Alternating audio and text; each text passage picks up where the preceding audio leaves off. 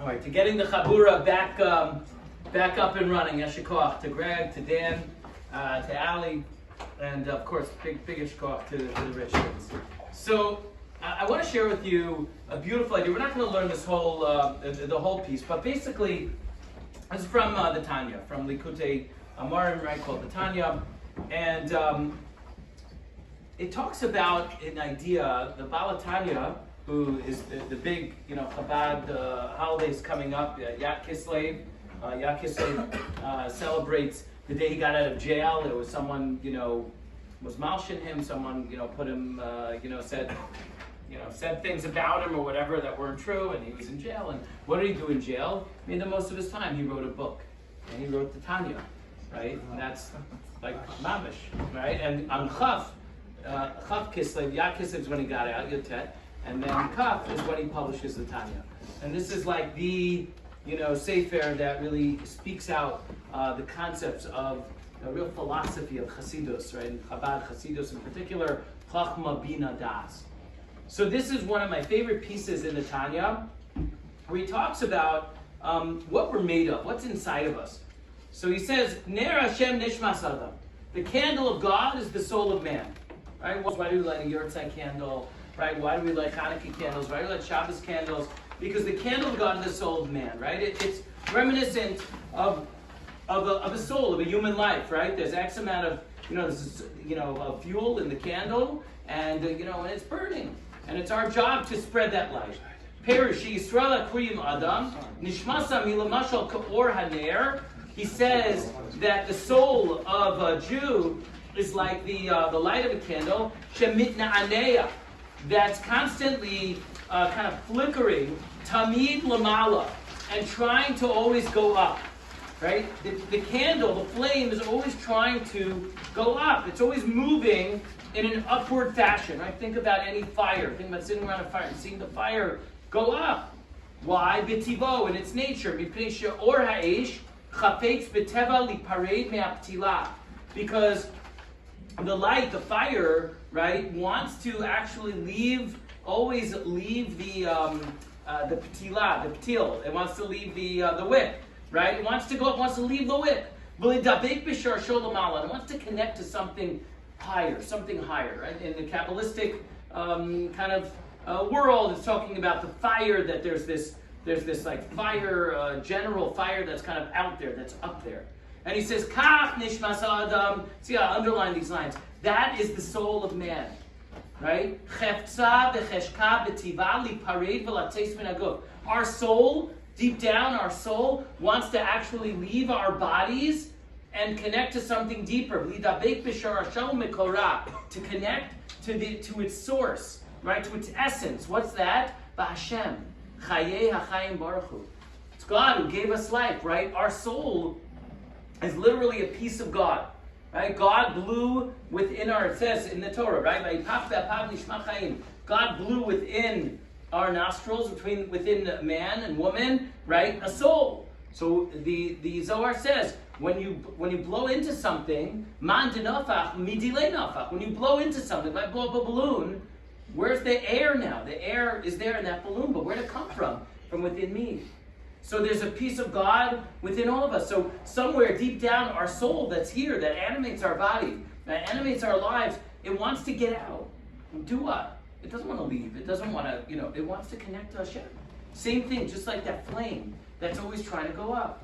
He says, V'teva zeh, the next set of underlined lines, Hushema mushal l'chol davar she'enu b'bechinas tam v'das. And this nature, this natural inclination, is something that doesn't have any rhyme or reason. We can't explain it. It's inexplicable. V'gam kana kavana. Sheratzon l'chayfet zeh b'nefesh ein b'bechinas tam v'das v'seichel musag u'muvan. It's not something you can actually comprehend or understand. Elo l'mala me'adas v'seichel ha'musag v'hamuvan. It's up there. And then he says, look down below the next set of underlined lines. V'chein ha'rashayim. He says, even the wicked people, Poshe Yisrael, people who are not observant, people who are, transgressors, breaking laws, Kodem Shabbat Lidei Nisayon L'Kadesh Hashem. Before they get to some sort of test to sanctify the name of God, the name of Bechinas Galus Begufam. It's as if they're in their bodies, they're in exile in their own bodies. Because why? Because their actions, he's saying, when we do things that go against, the Torah, that go against, a set of morals and values and ethics that we were raised on, right? From our parents, from our grandparents, right? That which we know to be right and true. What we're doing is we're denying the essence of our soul, right? So we're doing these things, but we're denying the essence of our soul. It's literally like we're living in exile. Our soul is in exile in our own body. V'lachein nikres abazu b'nefesh elokit sheritzona v'cheftzah lidabek b'Hashem. It says the bottom of top of page 82. Chaya chaim baruchu b'shem ahava mesuteres. This is the key. He says that within each and every one of us, there's something called a ahava mesuteres, a hidden love. It's kafeh on the top. It's a hidden love. It's called the hidden love, and it's there. It's deep down. It's hidden. Umechuseb ki hi mesuteres mechuseb belvush sak teklipa bepushi Yisrael umimena nechnas be'am ruach shtos lachto, because it's hidden within us. Because sometimes you don't see it. There are so many people walking around, right, in the world, and Jews that are walking around in the world, and I don't know, they're not connected. But he says somewhere, everyone is connected. And then there are people like us who go, sort of just go through the motions and do our things. And again, we're not in touch with that part of us that's hidden. This hidden love. And he says, Rak she'itz, the next set of underlined lines,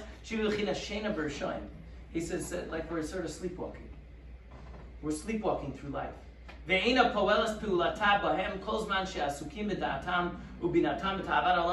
we're busy. We're busy amassing wealth. We're busy chasing, whatever we chase on the rat race. We're busy trying to do whatever it is we think, people tell us is important, right?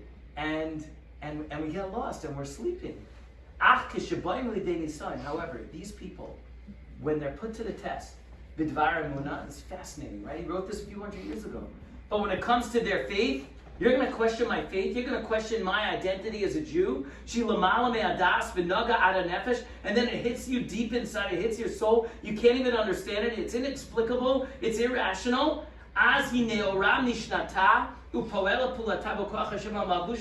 What happened? We wake up. We wake up. You know what? With the death of woke, I think it's the opposite. I think we could turn it on its head. Right? Woke is done, but we're awakened. The Jewish people are woke in the best sense of the word.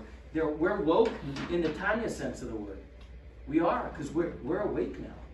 How many of us are awake in ways that we have never been awake before? I was at a little conference yesterday with the chief rabbi of South Africa, who he doesn't come into America very often, but he's the Shabbos Project guy. Like, he started this thing, right? This worldwide project, and it's an amazing thing. And we're going around the table, rabbis from across the country. We're talking to him and saying, how have you seen people since October 7th start doing things that they've never done before, or they haven't done in a really long time? And everyone was like sharing these stories. It was amazing. Right? This person they're putting on tefillin now. This person's, learning. Someone said like they did they learned all of Maseches Baba Kama. They're not like, these aren't people living in Brooklyn or Passaic. They learned the entire Maseches Baba Kama and they made a siyum together. And like, why? Because they did it in memory of a soldier. Even they're like, maybe it's a little bit emotional manipulation. But it's not. It's not. It's real. It's real. Here, guys, we could learn for this person. And they all stepped in. Unbelievable. They had like 50 people at the siyum. They all did it, right? And they're continuing. Like, there's so many people just stepping in. We know, right? People just stepping out of the woodwork. So I live down the block. I live here. I live there. I needed to be in shul. I need to be a part of this. We get those calls all the time. It's amazing, right? So you say something happens when we're challenged, and we wake up, and you keep going. And he says, okay, we'll skip down, and he even says that people are willing to like risk their lives, right? Or even even put their lives to the test for something like this. Look at turn to page 83. He says, is that the last piece here? This is page 50. Sorry, it says 50 on top, 84 on bottom. Dahainu, la'amod b'nisayon l'imsor nafsho, afilu shelo la'asos rak eze ma'aseh levad, neged emunas Hashem echad. He says someone is put to the test. And he's talking about 300 years ago, right? And someone says, you know, you're not a believer, right? He's a maskil or something, right? He's enlightened. He doesn't believe in anything. But, you know, I want you to do something against your God. I want you to kigon lishtachavot la'avodah zara, right? We have this in the Spanish Inquisition. Bow down to the cross. An assimilated Spanish Jew. And what happened? What happened? Either they burnt at the stake, and there's no way, I can't do it. Or they did it, not real, right? They sort of did it and then went home and became Marranos, right? And they're still for hundreds of years. It's an incredible thing, right? These were people that were disconnected. Even though they don't believe in it at all. Meaning,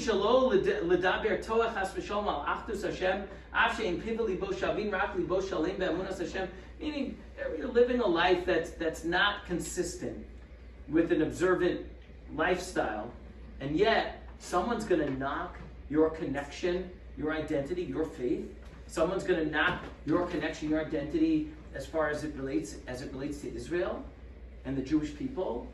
All of a sudden, you have people like, maybe risking their jobs professionally, right? You have people, I know people, many people who are in big positions, big places. Say, Rabbi, I started to wear my yarmulke at work. The first time, a guy, people, this guy, a few people like this, presenting in like these major, summits, worldwide, whatever. I start wearing my yarmulke publicly. Big deal. That's a big deal. And you could risk, there's gonna be a lot of fallout from that, right? But you know what? You're putting me to the test. You're questioning who I am, my identity. You're attacking it. I'm stepping up. All of our college kids. Oh, we're so worried about the colleges. Our college kids are amazing. They're amazing. They're put to the test. Forgetting about the kids who grew up here. That's obvious. They're amazing. They're Jewish leaders, right? Think about the kids that don't have much, that didn't grow up with much, and all of a sudden, like, Israel's on the line, their Judaism's on the line, and they're stepping up. Yes, are there people that are like falling, being absorbed into the culture, into 100%, right? But I think if you were to like sort of, game it out and look at the numbers, it's the opposite. This is the great awakening of the Jewish people, of the American Jewish community.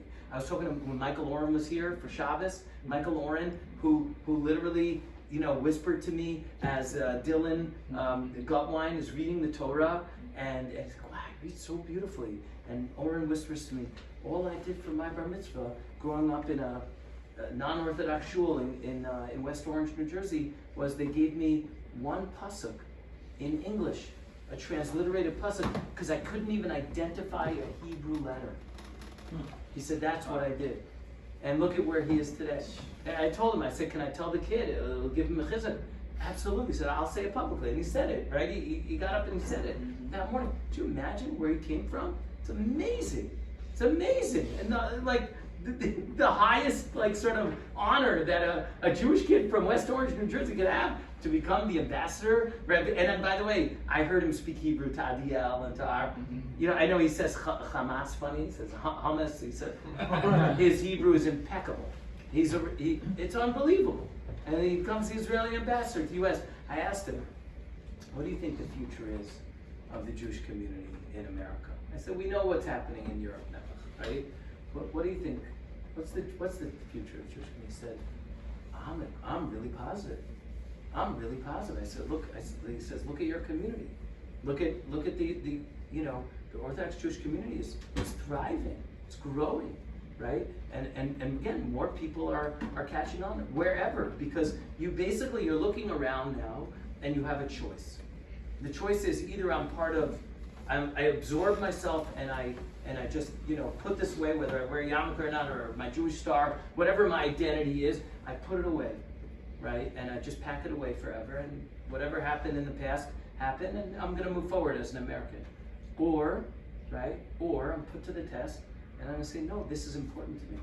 To whatever extent that means. whether it's tefillin, whether it's learning, whether it's lighting Shabbat candles, whether it's Hanukkah, whether it's Pesach Seder, whatever it may be, whether it's supporting Israel, from and philanthropy, right? Am I giving my money to Columbia University anymore, right? Or am I taking that away and I'm giving it to Jewish causes? Exactly, no. Who would do that? And we're seeing incredible things. There's a reason why you're not hearing so much about the campuses this year. You're not. Why? Because all of these really smart, wealthy Jews pulled their funding and said, no way, Genig, go. You can have Qatar, enjoy. We're not going to do it. And Amir said it just needs to stay that way, right? It needs to stay that way. But that's what we're seeing, and people are making the choice, and they're making the right choice. And just to round it out, and he says, Shehi ahava tivit shebenefesh elokit shebeklalut Yisrael. He says, Klal Yisrael, the entirety of the Jewish people, the whole entity of the Jewish people, we have this. It's innate. There's an innate love, a natural love that we have towards Hashem, that we want to do the right thing. Or in so Baruch Hu, we want to connect to God. We want to connect to our people. We don't want to be disconnected. בטבעה מנגוע בקצה תומה עבודה זרה, חס ושלום, שהיא נגד אמונת השם, אחד. He's saying but there's something deep inside. It's like, I don't want to be a part of that. I would say, what's the tuma of avodah zara that exists now? It's not, bound down to a cross. It's bound down on the altar of these of woke, of DEI, of progressive. That's the question. And again, resoundingly, the answer is no. We're not going to do it. We're not going to sacrifice ourselves in that way, right? It's neged emunas Hashem. Afil b'voshach achitzonim, etc. He's like, that is the greatest testament to the future of the Jewish people. And I'll close with this. Tomorrow night, Mirz Hashem, you'll hear from a guy named Boris Standa. In addition to Almog, who's coming, who's a legend. He's an amazing guy. You can hear this guy, Boris. Boris was, I told a few people already, he was the personal security guard, like Secret Service, real Secret Service. He was Secret Service for Bibi Netanyahu for 4 years. That was after he served in Duvdavan, like the Fauda unit, the Special Forces unit. And then he's there, he was in Mossad, then he's Shabak, Shinbek, Secret Service. He said, I was there, I was everywhere with Bibi, I was in the White House, I was in the Pentagon, I was everywhere with Bibi, right? And then after October 7th, he joins with his buddies, and unfortunately, a rocket-propelled grenade or a drone attack, hit his unit. A bunch of his friends, 4 of his friends died on the spot. A bunch of people were injured. He lost his leg. And you're going to see him tomorrow night. He walks around with a prosthetic. And he's a beast. He's incredible. What did he say? He said, I was born in Ukraine, in Mariupol. Mariupol is one of the places that Putin leveled. Mariupol basically doesn't exist anymore. And he said, my parents and I made a decision when I was a teenager to make Aliyah, to join our people. And he said, ever since I came to Israel, I told my parents, I want to serve our people. We have a job. We have a people. We have to defend them. And he said, and that's what I did then, and that's why I joined when I joined, and I kept going, and that's what I'm going to continue to do.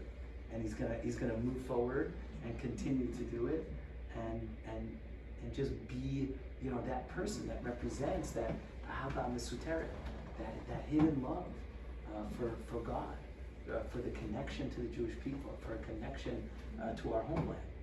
And all of us should be inspired, not just by people like that, but by ourselves, by our own stories, by our parents, by our grandparents, by our great-grandparents, because they had that ahava mesuteret. In some way or another, wherever we come from, someone was moser nefesh, someone was tested and said, it's not going to stop here. I'm going to keep this chain going, and it's on us, and Mirz Hashem, to stay awake and keep that chain going, and not just into us, but in our families, in our children, and into our grandchildren. Am Yisrael Chai.